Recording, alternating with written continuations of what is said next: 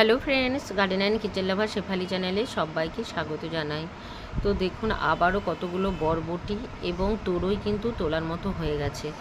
তো রোজই এইভাবে বিভিন্ন রকম সবজি কিন্তু আমি হারভেস্ট করছি। কী কারণে এত পরিমাণে সবজি হচ্ছে সেগুলো আপনাদের সাথে প্রায় শেয়ার করি। আজকে আবার এমন 3 রকম তরল সারের আলোচনা করব, যার ফলে কিন্তু এত পরিমাণে ফুল ফল সবজি আমার বাগানে হচ্ছে। তো চলুন তার আগে কিছু হারভেস্ট করে নিই। এখানে 5টার মতো তরই তুলে নিয়েছি, আর ওই গাছটা থেকে বেশ কিছু তরই এবং বরবটি তুলে নিলাম। তো রোজই এইভাবে বিভিন্ন রকম সবজি কিন্তু তুলছি। তারপরে চলুন, কতগুলো করলাও কিন্তু তোলার মতো হয়ে গেছে, করলাগুলোও তুলে নিই।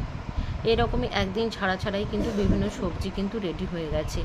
একদম অর্গানিকভাবেই কিন্তু এগুলো করা, একটা দানাও কিন্তু রাসায়নিক সার দেওয়া নেই। তো কিভাবে হচ্ছে সেগুলোই আলোচনা করছি। আর এই যে এখানে দুটো শশা ছিল, কচি শশা দুটোও তুলে নিলাম।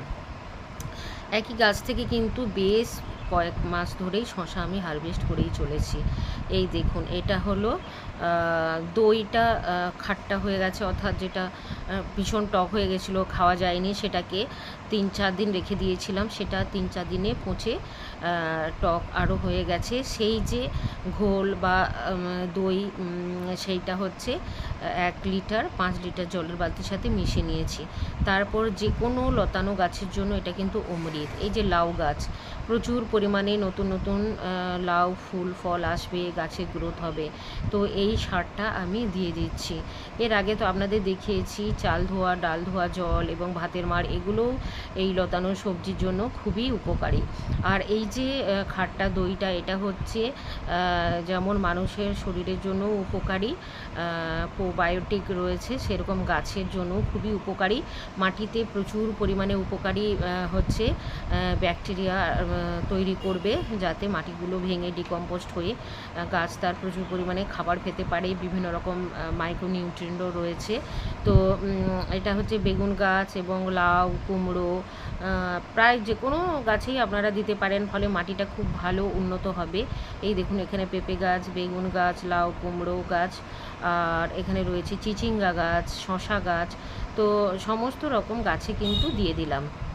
বিশেষ করে লাউ কুমড়ো গাছের জন্য এটা কিন্তু একদম অমৃত।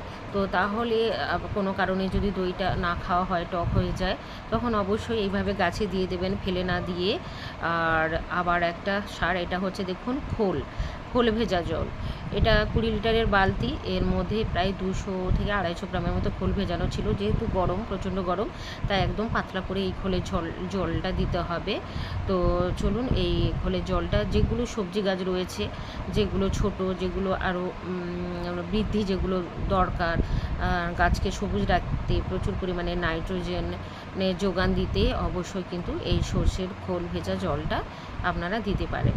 এইভাবে ঘুরিয়ে ফিরে বিভিন্ন রকম তরল সার দিলে কিন্তু এই গরমে প্রচুর পরিমাণে ফুল সবজি আপনারা পেয়ে যাবেন।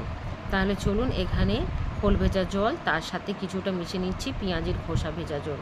তো দেখুন, এই 3 রকম তরল সার নিয়েই আজকে আমি আলোচনা করছি। যে সমস্ত সবজি গাছগুলো, ফল গাছগুলোতে বৃদ্ধিও প্রয়োজন, আবার ফুল ফল আনারও দরকার আছে। যেমন এই যে লঙ্কাতে প্রচুর পরিমাণে লঙ্কা কিন্তু হচ্ছে, পেকে যাচ্ছে, আবারও যাতে নতুন করে ফুল ফল আসে, গাছের নতুন করে গ্রোথ হয়, তার জন্য এই যে পেঁয়াজের খোসা ভেজা জল, যার মধ্যে রয়েছে প্রচুর পরিমাণে ফসফরাস এবং পটাশিয়াম, আর খোল ভেজার মধ্যে রয়েছে নাইট্রোজেন। তাহলে আপনারা দেখতে পাচ্ছেন এই তরলটা একদম এনপিকে, নাইট্রোজেন, ফসফরাস, পটাশিয়াম, 3টারই উৎস এতে রয়েছে। তাই এই জলটা আপনারা এইরকম ধরনের যে কোনো সবজি গাছে দিতে পারেন। আর এই যে দেখুন, ড্রাগন গাছে কিন্তু ফুল চলে এসছে, কয়েকদিনের মধ্যেই ফুলগুলো সব একসাথে ফুটে যাবে।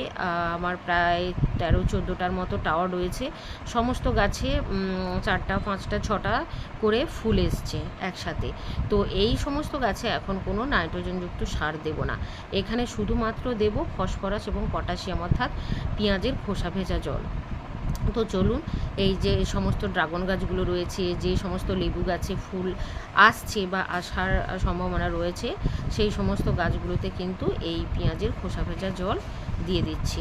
তাহলে দেখতে পাচ্ছেন বিভিন্ন তরল সারের বিভিন্ন রকমের উপকারিতা রয়েছে। সব কিছুটাই যে কোনো গাছে দিয়ে দিলে কিন্তু হয় না।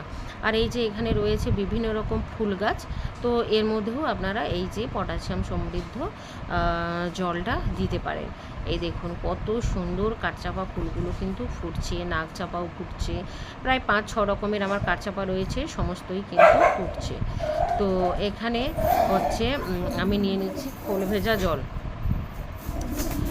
খোল ভেজা জলটা এখানে রয়েছে বিভিন্ন রকম সবজি গাছ, আর তার সাথে কিছুটা পেঁয়াজের খোসা ভেজা জলও মিশিয়ে এনেছি।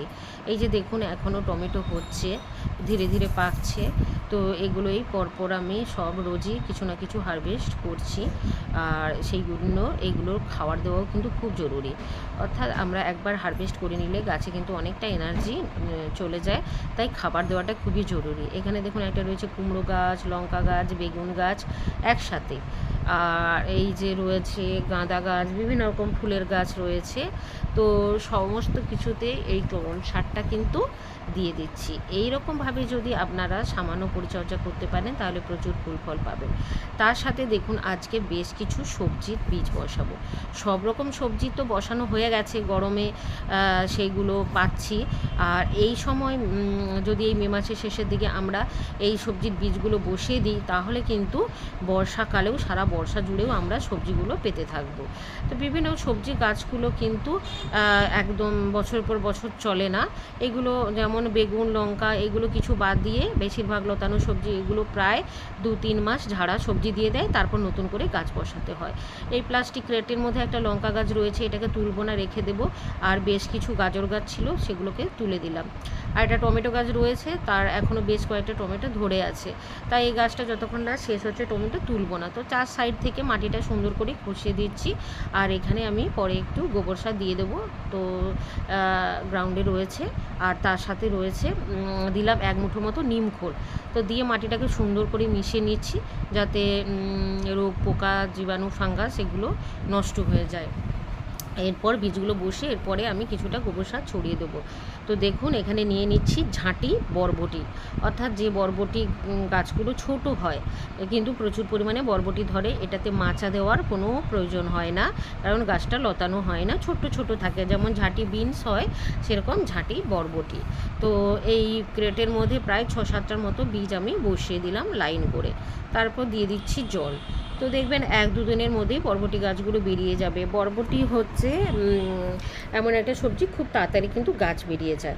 আর এই বড় প্লাস্টিক ভেঙে ফেলে দেওয়া প্লাস্টিক গামলাতে পাট গাছ বসিয়েছিলাম। পাট শাক কিছুটা রয়েছে, বেশিরভাগ সেই সময়টা খুব বৃষ্টি হয়েছিল, নষ্ট হয়ে গেছিলো, তাই মাটিটা যে জায়গাগুলো ফাঁকা ফাঁকা রয়েছে সেখানে ভেন্ডির বীজ বসিয়ে দেবো। তো ভেন্ডিটা এর আগেও বসিয়েছি, কিন্তু গাছগুলো খুব একটা বড় হচ্ছে না, যেটা আমার নিজের বাগানেরই ভেন্ডির বীজ ছিল। তো 2-1টা করে ভেন্ডি হচ্ছে, তাতে তো আর হয় না, সেই জন্য আবার এই যে রাধিকা কোম্পানির ভালো মানের ভেন্ডির বীজ এনেছি, সেইগুলো এই বড় গ্রো ব্যাগের মধ্যে বসিয়ে দিচ্ছি। ভেন্ডি গাছগুলো উঠে যাবে, পাট শাকগুলো নিচে থেকে যাবে। এইভাবে ছোট ছোট পাত্রের মধ্যে মিশ্রভাবে আপনারা বিভিন্ন রকম সবজি চাষ করতে পারেন। আমার সমস্ত বেড, তো এখানে একটা 12 ইঞ্চি গ্রো ব্যাগ আছে, এর মধ্যে বিভিন্ন গার্ডেন ওয়েস্টগুলো ঝাড় দিয়ে আমি ভরে রেখেছিলাম, তার উপর সামান্য মাটি দিয়ে বেশ কিছুটা ভেন্ডি বীজ কিন্তু বসিয়ে দিচ্ছি। আর এই ভেন্ডি বীজগুলো কিন্তু 12 ইঞ্চি গ্রো ব্যাগে মোটামুটি খুব ভালোই হবে। আর এখানে একটা বেডের মধ্যে রয়েছে লঙ্কা গাছ, আর তার সাথে এখানে একটা ছিল চেরি টমেটোর গাছ। সেই জায়গাটা চেরি টমেটো কিন্তু শুকনো হয়ে গেছে গাছটা, সেখানে তুলে মাটি খসে বেশ কিছুটা বরবটি গাছ বসিয়ে দিলাম। বরবটি বা শিম্ব জাতীয় গাছ বসালে মাটিতে কিন্তু প্রচুর পরিমাণে নাইট্রোজেনের পরিমাণ বেড়ে যায়, মাটি খুব উর্বর হয়। তাই চেষ্টা করবেন এই ধরনের গাছ কিন্তু বসাতে বিভিন্ন বেডের মধ্যে। আর লতানো বরবটি তো আমার প্রচুর পরিমাণে হচ্ছে, গরমের বরবটি কিছু রয়েছে, শীতের বরবটি, এগুলো বসিয়ে দিলাম, এগুলো বসাতে খুব ভালো ফল দেবে। আর কয়েকটা গাজর গাছ কিন্তু এই বেডের মধ্যে ছিল, যেখানে কিছুটা তুলে বরবটি এবং কুমড়ো গাছ বসিয়েছিলাম, আর বাকি যে কটা গাজর আছে সেগুলোকেও তুলে নেব। তো দেখুন এই গাজরগুলো কিন্তু পরপর নষ্ট হয়ে যাচ্ছে, কারণ তোলার টাইম পেরিয়ে গেছে। আর এখানে বেশ একটা বড় সাইজের গাজর রয়েছে। তো মাটিটা দেখেই বুঝতে পারছেন কতটা ঝুরঝুরে, যার জন্য গাজরগুলো এত ভালো হয়েছে। আর এই বেডটার মধ্যে মাটি অনেকটা হয়ে গেছে, কিছুটা মাটি তুলে পাট গাছের যে গামলাটা রয়েছে তার মধ্যে কিছুটা দিয়ে দেব। তারপর দেখুন এখানে লাইন করে সুন্দর করে বরবটির গাছ বসিয়ে দিচ্ছি।